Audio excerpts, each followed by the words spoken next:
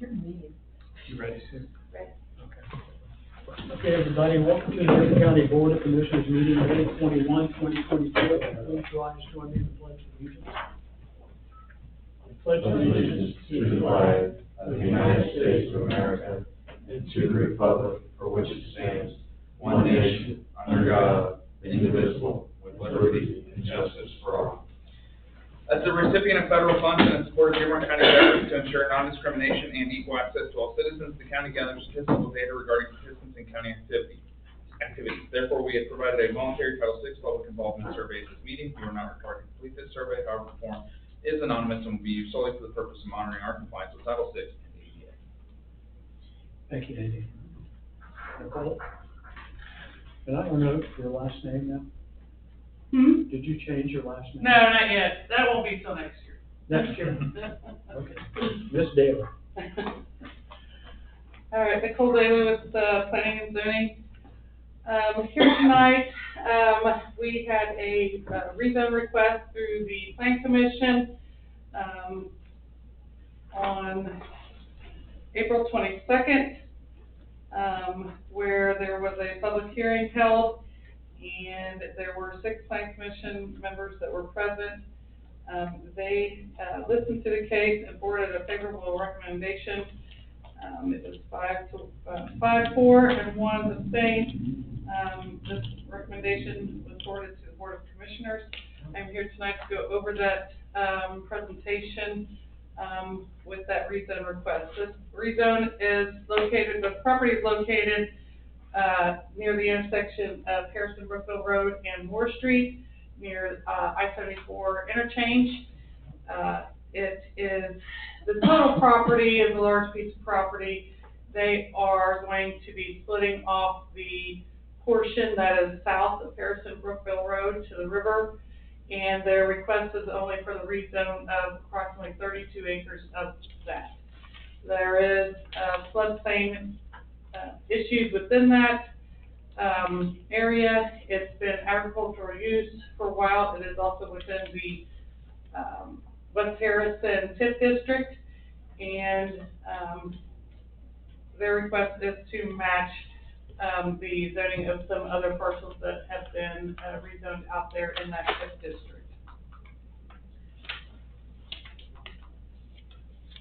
So I wanted to just go over, as you can see there on the screen, this is the flood map on that property. The determination for those, the blue, just an easy way to go through it. The light blue is 500-year, striped area is the 100-year, and the red is what we call the floodway, that is state regulated. So any project that comes into that general area, and the square is the second color for the square, that's the approximate 32 acres that they're requesting for the rezone. So anything within that red would have to have state approval as well.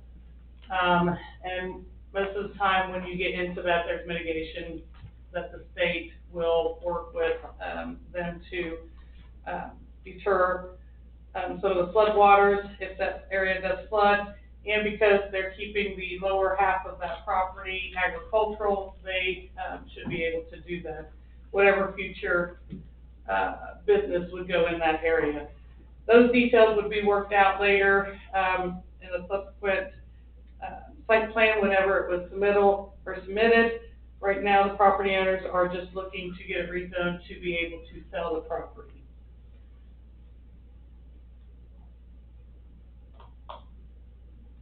One of the other main concerns was, which will have to be fixed when they do sell the property, is just the location and intersection of Moore Street with Harrison Brookville Road, just because of the narrowness of that road.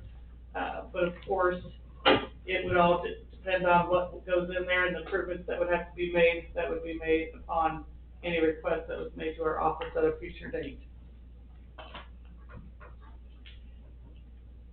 During the Plan Commission meeting in April, we had one person that spoke of concern. They were located, their property was located on the other side of the creek, actually down towards here, just with concerns of this area being a commercial and industrial area.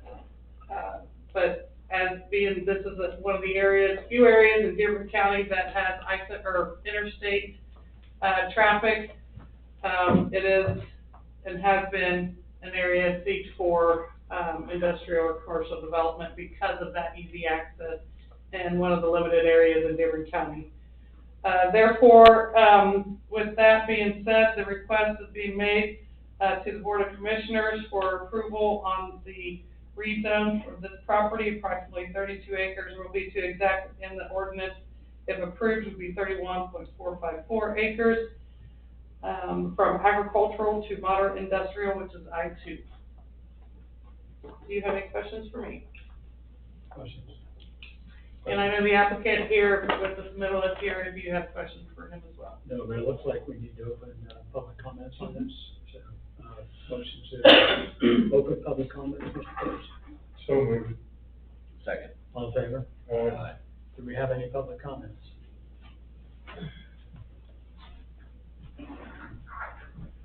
I'm Dennis Krause Jr., the JDJ Survey and Engineering. I was the applicant and took care of submitting this to the county. The I2 zoning was chosen for this because of the property adjacent to Moore Street on the other side of the fireworks that had been rezoned previously. I believe Maxwell was the applicant, and I believe that's currently owned by, from the tax mailing address, it's Cops, but own the turkey plant down on Campbell Road. The owners have property on the other side of Harrison Brookville between, Hurlinger Chevrolet and Sheldon's Fireworks, but that's already zoned, one of the business zones. And, we thought it would be better to stay consistent with the zoning that's on that side of the railroad. As Nicole stated, anything that's done in there within the floodway will have to be permitted and approved through the state. We went ahead and included a little more land than initially thought because if somebody was willing to go through the permit process, it would eliminate them from having to come through and do another rezone and start over. And there may be some things that they can do with that additional land to help build the site up, but it'll all have to go through the improvement plan process and through the state permitting. I don't really have any more information for you. If you have questions for me, I will be glad to do my best to answer them. I think we're good, Dennis. Okay. Thanks, Dennis. Thank you. A little plug for this does fit with the comprehensive plan because utilities are available, access to the interstate, and all that good stuff. Utilities are available with cooperation from the railroad. When has a railroad ever cooperated? I'm just pulling your chain. Yeah, I'm gonna sit down now. You wrote it and signed it. Well. It can be noted that this portion of the railroad is not being used and that they have, at least even further north, have actually taking out the rail usage for that. Unless something would make them improve the tracks, because they're very poor tracks. Well, part of that railroad's washed out up toward Brookville, and I think some of that's actually being looked at as a walking trail. I believe Rob Street was surveying parts of that for, I don't remember the name of the organization, but I know he was looking at it because we got him some copies of the railroad maps. Thank you. Thank you, Dennis. Is there anyone else that wants to speak on this particular item?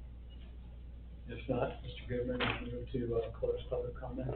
So moved. Second. All in favor? Aye. So you got an ordinance number? 2024-007.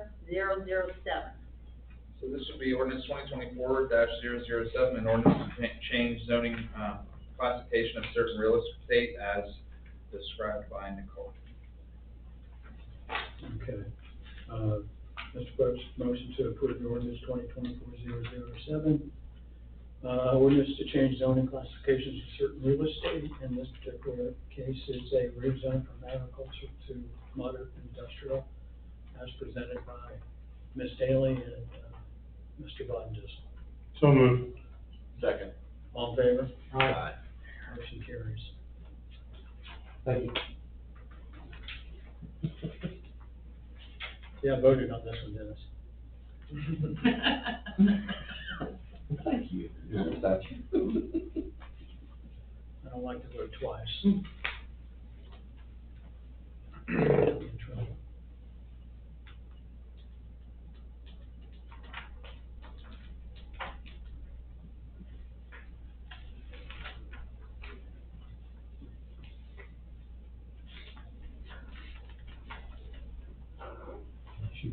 Okay, old business, ordinance termination of declared emergency fund. Is that you, Mr. Bond? Yeah, I'll handle that. So this would be 2024-008.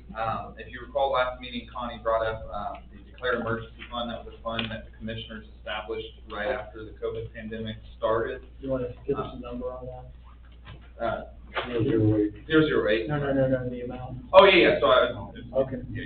So Connie brought it up last meeting, everybody seemed to be fine with closing it, but because the commissioners established the fund, the commissioners would have to get rid of the fund, but council did fund, put money in the account of $50,000 at the time.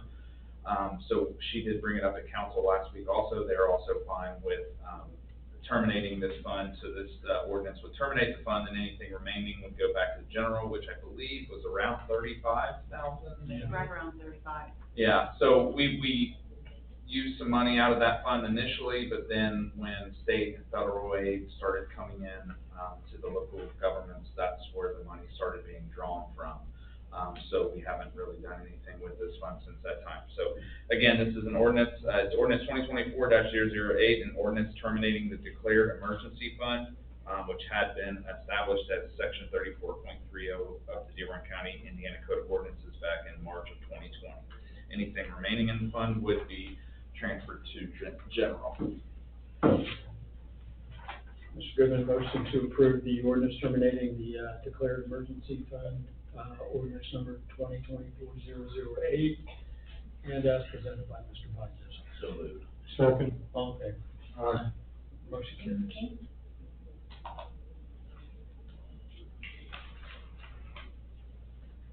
Okay, Ms. Taylor, right parade.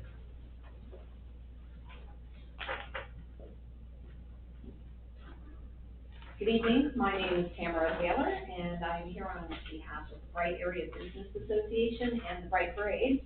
We're having the parade again this year, June 29th. We practiced our way. Wanted to ask if the state line road be closed from the Bright Christian Church to the firehouse that day. We've already checked with Sheriff McHenry, everything's in place, the roadblocks ready to go. Does the PA system work? Yes, it does, absolutely, and we're gathering I any drove the sort truck of. last year, nobody was in there, so. We'll correct that, June 29th. It's always like the hottest day of the year. And the Bright Lions, or the Aurora Lions will be there, won't they? Oh, really? I'll have some radios for you. Oh, great, thank you, appreciate it. Okay, Mr. Brooks, motion to approve the Bright Parade as presented by Ms. Taylor. So moved. Any other questions? Second. All in favor? Aye. Have your parade. Thank you very much. All right, Mr. Bond, I'm assuming the Dearborn interlocal 911. Yeah, so this is just, we had Morse Hill last meeting, I believe, and this is the Dillsboro. Again, these are being brought back to you because the terms have changed. Dillsboro actually sent in their payment for this year, which is $18,523.35. And just so everybody's paperwork stays in order, this would just then be a one-year interlocal agreement, Right. which will allow us to deposit the funds that they've sent to us and have everybody's paperwork in order next time an audit happens. And we're just continuing to work with St. Leon, Morse Hill, and Dillsboro to address any concerns that they might have moving forward. So you can explain, if we haven't already, that we plan on meeting with them. Jared, who's the director of 911, to allow them to look at the budget and the process and answer any questions prior to council's budget meeting. And did you already talk to the treasurer, state treasurer, about the 911 fee? I have not talked to him yet, but he had indicated that they were gonna get in touch with me about that issue, and if I don't hear anything next week, I was gonna reach back out. So yeah, so these, entering into the interlocal has already previously been approved by resolution. So this would just be an interlocal agreement with the town of Dillsborough for 911 dispatching services for 2024 in the amount of $18,523.35. Okay, Mr. Goodman, motion to approve Dillsborough local agreement for 911 services as presented by Mr. Bodnar. So moved. Second. All in favor? Aye. Motion carries. So Dillsborough and Morrisville were also approved by council last week, so the only ones hanging out there is St. Leon, and I think, last I heard from John, they had canceled their last meeting, so. Okay. Ms. Hayden, do you have anything for us? I do not. Okay. Ms. Hayden, as Connie Trothold, do you have anything for us? I do. I have claims to start with.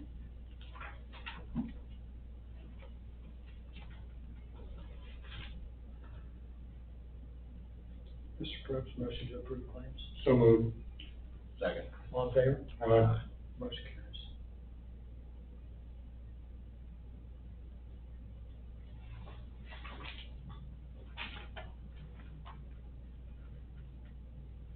Is that it? No, I meant for claims. No, there's more. There's three sets. There's three, where's the other?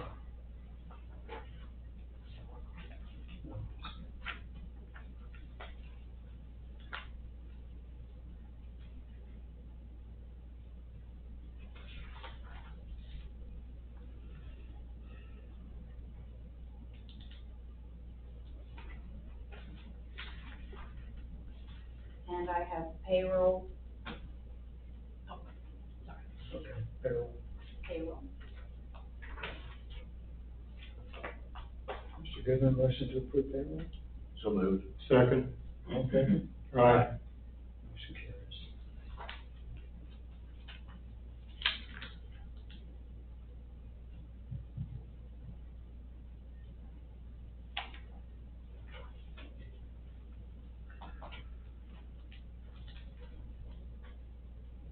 Minutes? I have minutes from the May 8th meeting. Mr. Probst, motion to approve the commissioner meeting minutes for May 8th, 2024. So moved. Second. All in favor? Aye. Motion carries.